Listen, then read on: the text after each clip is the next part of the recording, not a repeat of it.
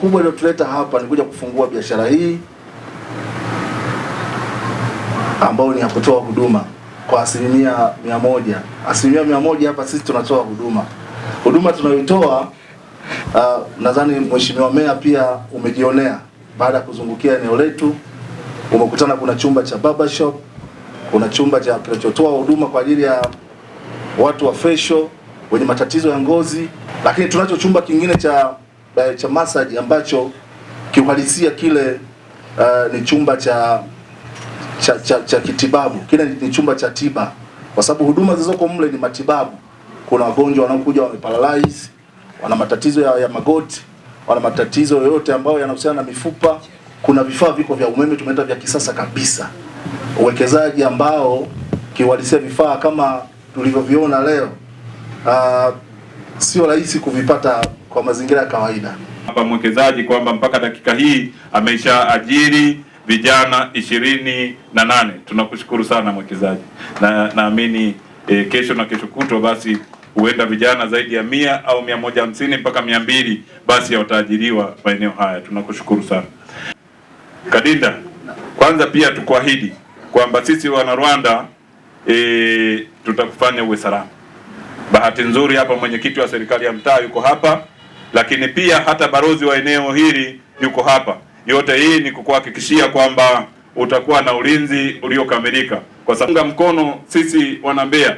Huenda wewe Kadinda basi akarudi kwao Mwanza akafanya uwekezaji kwao huko Mwanza, lakini kwa kutambua kwamba Mbeya kuna watu wanaojali watu, ndio maana amekuja kuwekeza hapa Mbeya, hasa kwenye kata ya Rwanda.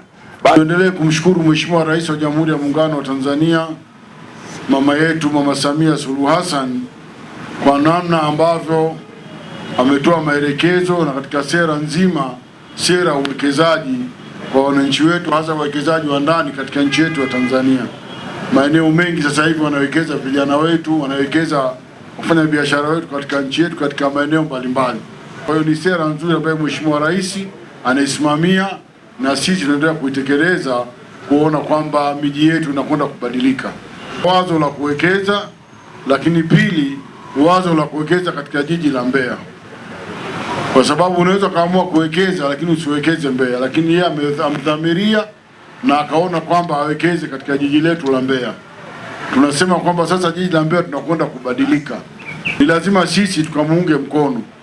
Hawezi kuwa amewekeza mahala kama hapa basi akawa kila siku anaangalia na kuondoka. Lazima tuwekeze na sisi sasa tuje kuwekeza kwa kumuunga mkono, kuona kwamba vile vitu tunavitumia kwa namna inavyotakiwa, na yeye anatoa huduma na sisi ile huduma yake tunailipia kama vile ambavyo tunatakiwa kuilipia, ili huduma hii isikome, iwe ni huduma endelevu katika jiji letu la Mbeya. Na sisi kama halmashauri jiji la Mbeya, kama mimi kiongozi wa halmashauri jiji la Mbeya, mahala pote ambapo wanaona pana mkwamo ambao sisi tunaweza tukasaidia, basi tuwasiliane ili biashara isikwame, tuweze kwenda vizuri na kuona kwamba tunawathamini. Sisi kama halmashauri tunathamini wawekezaji, sababu tunajua tayari na sisi hapa kuna hela tumeshaipata, tutapata hela ya leseni, tutapata hela ya service levy. Kwa hiyo lazima kama halmashauri na sisi tutakuwa tunapata kipato fulani kutokana na uwekezaji wako. Kwa hiyo sisi tutakusaidia pale ambapo anatakiwa kusaidiwa, tutakusaidia kuhakikisha kwamba uwekezaji haurudi nyuma, unakwenda mbele. Lakini ni kuombeni sana ndugu zangu kumuunga mkono ndugu yangu, kwa sababu kile mradi ishi vizuri na wafanyakazi wako, watendee mazuri wafanyakazi wako, wajali wafanyakazi wako, kwa sababu bila kuwajali hao wafanyakazi wako wataanza kutoa huduma mbovu kwa watu. Lakini ukiwajali watakuwa na lugha nzuri kwa watu, na lugha nzuri peke yake inavutia. So nasema hata kwa maendeleo ya sekta ya utalii na huduma za hoteli nchini, Parrot Hotel iliyopo Kaloleni katikati ya jiji la Arusha ni fahari ya Tanzania. Ina bwawa la kisasa la kuogelea na kupumzika kwa watu wa rika zote, mapokezi yenye ubora.